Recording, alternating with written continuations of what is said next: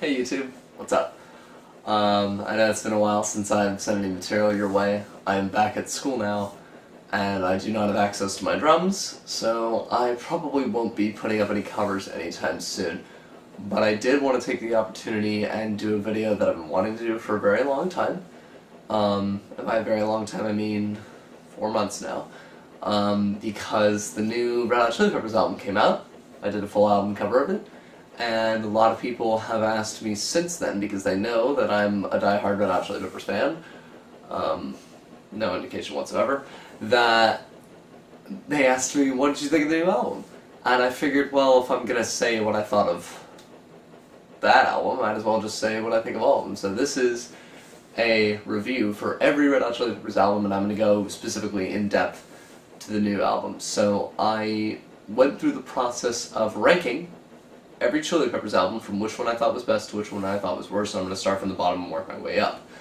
A couple things about how I did that. Number one, just music is subjective. I'm going to have different tastes than you, and that's okay.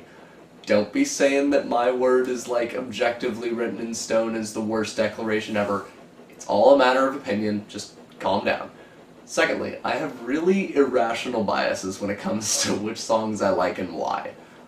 Sometimes it's because I don't like the drums, sometimes it's because the tempo's weird, sometimes it's because I don't like the lyrics, sometimes it's because the production quality's weird, sometimes I just don't like the musicians involved. It's just a real, and sometimes it's because it's played on the radio too much. So there's just a lot of weird, irrational crap that happens in my mind that makes me like or hate a song more. So take that into consideration. It's just sometimes I'm just silly. Third thing to keep in mind is that the way that I rank them, it doesn't mean that any of them are bad.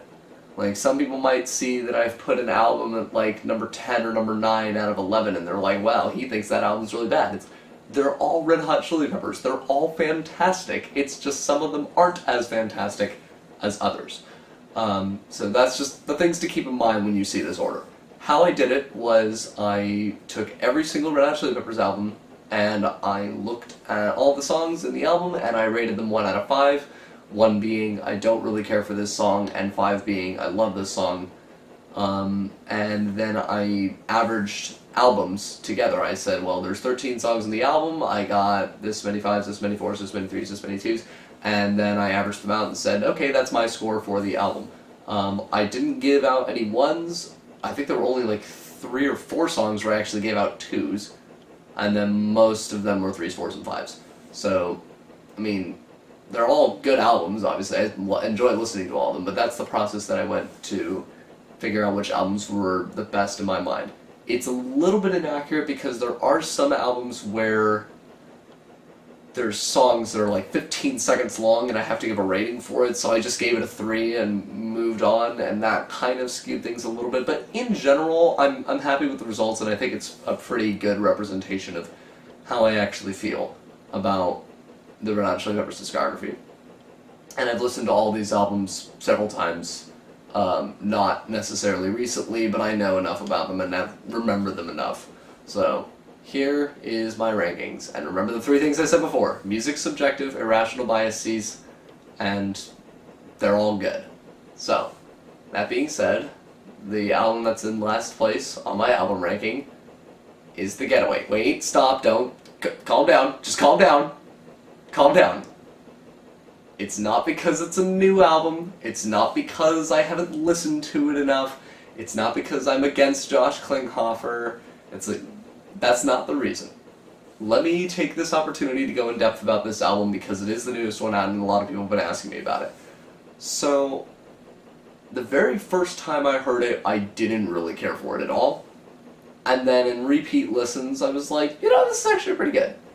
The things that turned me off about this album are the way that most of it's just the production quality. I honestly wasn't really impressed with the stuff that Danger Mouse did. I think Rick Rubin is just so much better.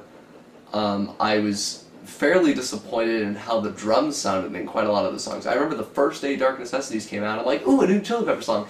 And I went and listened to it and I'm like, okay, that drum beat sounds like Chad, but the drums don't sound like Chad. It was really weird listening to that album and hear like it was almost impossible for me to do the whole recording of the album in a row because there were some songs where I just couldn't hear his kick drum at all, and I was basically guessing. I was like, I don't know what pattern he's playing because I can't hear his drums, and so that's an irrational bias of mine. I'm sure that a non-drummer would think differently about that sort of thing.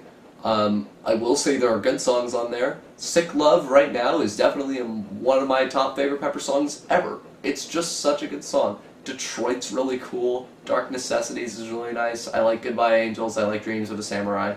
But the thing that really turned me off of the album is just this Ticonderoga, Encore, and The Hunter all right in a row. They're just... two of them are really slow and don't develop, and then one of them is just a weird, haphazard amalgamation of noise, and I didn't really care for it, so that's why it's ranked as low as it is. Incidentally, you have to understand that I like Goodbye Angels and Dreams of a Samurai, and of the songs that are on my full album cover of that, those are the two that got watched the most and have the most positive comments. They're like, oh, you really nailed this song, and I'm sitting here thinking, those are the two songs I messed up on the most. I completely botched the outro on both of them, and yet those are the ones with the most views. It just... I find it pretty hilarious, but thanks, by the way, for all the views. I really appreciate it. Alright, so now we move to number 10. Number 10 is Freaky Styley. Wait, stop, hold on, calm down, calm down. It's not that I'm against the old Peppers. It's not that I'm against George Clinton. Like, it's a really funky album, and George Clinton does some fantastic work on here as a producer. The things that turned me off about this album, I mean, there's some really good funky songs in there that I'll jam to from now until Judgment Day. Freaky Styley, Black Eyed Blonde, If You Want Me to Stay, Yertle the Turtle, they're all really good. But then there's songs like Battleship and Sex Rap and American Ghost Dance that, you know, they're just kind of there. I could go without. I think he did a good job. One reason I think I ranked this album in 10th is because Cliff Martinez is playing the drums on this, and I don't really care for that guy. It's a really irrational bias. I know he's a fine drummer, but there's something about the way he plays that just throws me off. I can't really put my finger on it. Maybe I'll talk about it later, but I can't think about what it is about his drumming that I don't particularly care for, but I know there's something, and it's irrational. So that's one of the reasons this album's ranked so low. But there's definitely some good, and again, it's not that the album's bad. There's a lot of great stuff on this album, and it's really funky sounding, so, you know, go Peppers.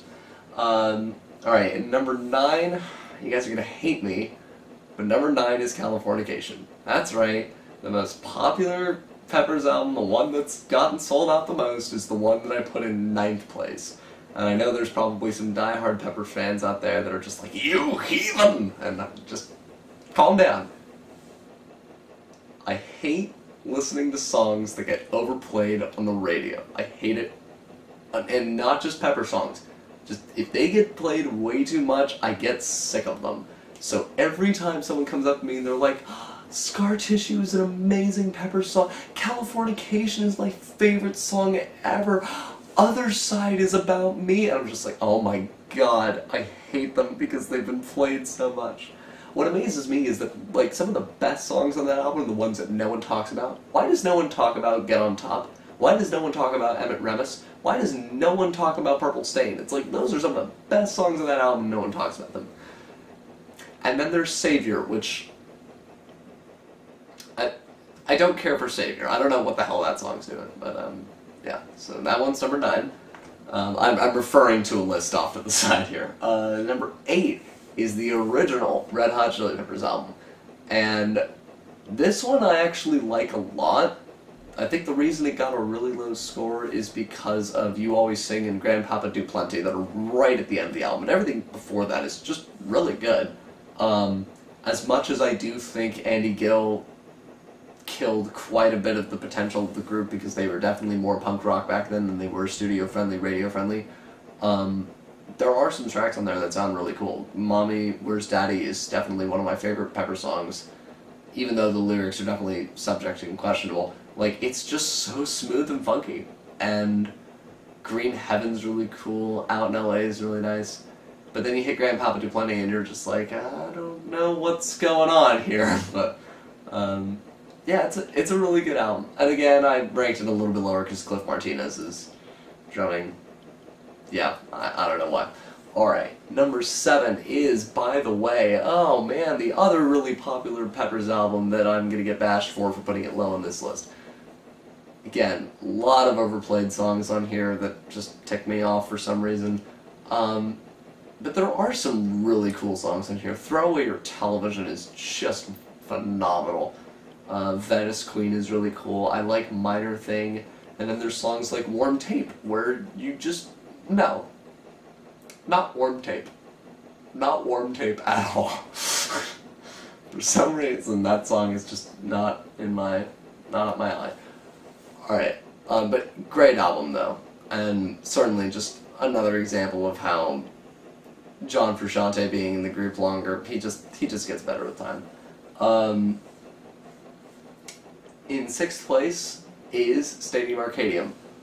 For this, because it's technically 2 albums, I just, instead of doing one album and averaging it, and then the other album and averaging it, I just did all 28 songs in a row and then averaged the whole thing. And that's a good representation. Stadium Arcadium is just really solid. I like Stadium Arcadium. There's not a song on there that's like really out of place or completely out of whack, or one that I'm like, ew, this song's just awful. There's a lot of really cool stuff on there. And there's some that's just in my favorites of all time. Ready Made, We Believe. I don't know why no one talks about We Believe. That one's awesome. And again, it's a huge album, so I can't go through everything, but overall, Stadium Arcadium is just solid. And that's really cool. Alright, and then in 5th place comes I'm With You. So you remember how earlier I was like, I don't hate the new Peppers? It's proof that I don't hate the new Peppers. Honestly, I really love the production quality of this album. I think Rick Rubin did a hell of a job. I think Josh actually did a pretty good job on this album too. Yeah, he's mostly doing rhythm stuff instead of lead stuff like John would, but I mean, he did a good job. And there are songs on there that are really well written and catchy, and Monarchy of Roses is just incredibly catchy, and Brendan's Death Song in Ethiopia are just dreams for drummers, and it's a good album. I really like Police Station too. It's one of their softer songs, but it's so mellow and so catchy, and yeah, it's probably one of the catchier Peppers albums. In case you haven't figured out that I'm referencing the word catchy a lot, it's definitely a catchy album. Alright, and then in number 4 we have Mother's Milk. Good God, this album is impossible to drum to. And by that I mean Chad Smith does some of his finest drum work on this album. I mean, to this day, I still can't play Nobody Weird Like Me. Not in the way that Chad can. It's just, he's a monster. I can barely play Higher Ground remotely close to the way Chad plays it, but the way he plays Nobody Weird Like Me is just out of this world. This album is probably the closest thing they come to metal, and it's just really, really upbeat, heavy rock. But there's still some groove to it. I mean, Higher Ground is still groovy, Sexy Mexican Maid is still groovy, Johnny Kick a Hole in the Sky is still groovy, but it's really heavy, and it's pretty cool. And it's a great album, and Chad is just a monster on it, so it's a good listen. Alright, and then in 3rd we have the Uplift Mofo Party Plan. You remember how I said earlier that I don't hate the old Peppers? It's the Uplift Mofo Party Plan. Okay, Jack Irons is amazing on this album. God, I love his drumming. Yeah, not just his drumming, his drums sound really nice as well. Like, the quality of the production on this is quite marvelous. Hillel, it does a wonderful job throughout. This is probably like, I know I just said that Mother's Milk is like their heaviest thing to heavy metal, or the closest thing to heavy metal, but this one is just some really freaking hard rock, and it's wonderful. And there's definitely some good funk stuff on here too, and some of my favorite Pepper songs come from this album that no one ever talks about, of course. Like, no one talks about Funky Crime, no one talks about Walking On Down the Road, and it's just a shame because they're phenomenal, and no one knows about them. I love this album. Even stuff like Love Trilogy is just one of those weird songs that I'm like, yeah, that's a really cool song. So, yeah, fantastic album. And then in 2nd place comes the almighty Blood Sugar Sex Magik, which is just... it's amazing. God, it's amazing. Everything about Mother's Milk that you didn't like, and just like the really, really heavy metal stuff, is gone, and then the stuff that's left over is the hard rock and the funk. And it's just beautifully done. I will admit, though, that there are definitely a couple songs on here that have been overplayed to no end. Give it away. But they're still pretty fun to listen to. And some of my favorite songs come off of this, and Shad just does a fantastic job throughout this entire album, just drumming and really clicking with Flea, and it's so much fun to drum to, and it's a lot of fun to listen to. So definitely a good spot for number 2. And for number 1, leading by a pretty safe margin, is One Hot Minute. Holy mother of God, why don't people talk about this album? It's amazing! It's so amazing! I don't understand it. Everybody else is like, Dave Navarro, and it's kind of weird, and it's not John Frusciante, and I'm like, guys, it's amazing. This is just such a good album.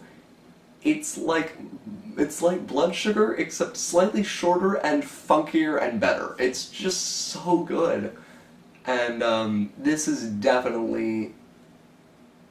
I can tell that Chad had the most fun producing this album. Like, the drumming that's done on this album, this is where Chad was like, okay, let's have some fun. Because he just nails it throughout. And even stuff like Warped and Deep Kick. Deep Kick is one of the most fun drum lines for me to play. It's just so syncopated and groovy, and it just fits so well. And this entire album is just a wonderful testament to the things I love about the Peppers. The good mix between the hard rock and the funk, the lyrics that actually do kind of mean something, because this is where he does open up a little bit about his drug addiction, and some fantastic guitar solos. I mean, a lot of people they bash on Dave for not being like John, but good God, have you heard some of the stuff he does in this album? It's killer! He's amazing! This entire album is fantastic. I think when I rated it, I think I gave all but 4 of the songs on there 5s, and of those 4, all of them were 4s except for, I think, P, which gave a 3. But, like, there is not a single song on One Hot Minute that I would come across listening to music on shuffle where I would go, you know what, I think I'm going to skip it today. I say, if it's One Hot Minute, I'm listening to it, because it's amazing. And this album is just untouchable. It's incredible. So, if you haven't listened to that one, I highly recommend it. It's a beautiful blend of hard rock and funk. So yeah, that's my album ranking. I hope you enjoyed it. Again, don't think that my word on Pepper's album ranking is at all objective or, you know, credible or authenticated. Like, I don't really have that much credentials in the way of things. I mean, I guess I've listened to their entire discography several times, and I am a musician, but that's about all I got. Don't think that my opinion means more than yours or anything. It really is just a matter of opinion. So I hope you enjoyed my silly little view on all this, and I hope to hear back from you guys soon.